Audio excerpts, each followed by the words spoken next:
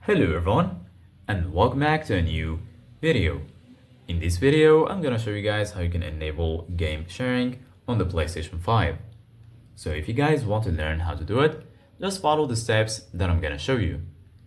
As you can see guys, I'm right now on the PlayStation 5 and this is how the homepage looks like. So right here, as you can see guys, you're gonna find all of the games that you have. Here in the left, you're gonna find PlayStation Plus and also PlayStation Store. If you go here, you're gonna find your game library, where you're gonna find the list that includes all of the games and apps that you have. So right now, in order to enable game sharing, it's pretty easy. Just go here to the top, and then right here in the right, you're gonna find the search option.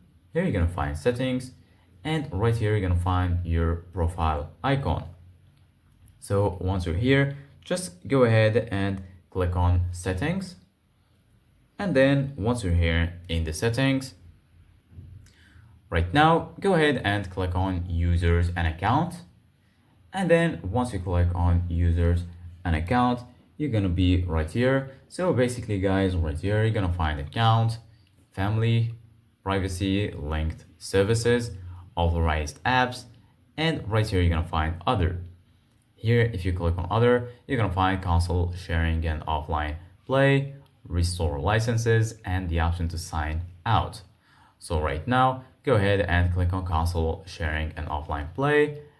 And then right here, as you can see guys, if you want to enable it, you're gonna find the option to enable it. It's already enabled here in this device.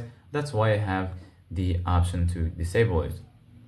So just go ahead and click on enable. Then you're gonna be able to console share from this device. So this is it guys for today's video. Thank you guys for watching. See you guys in the next video.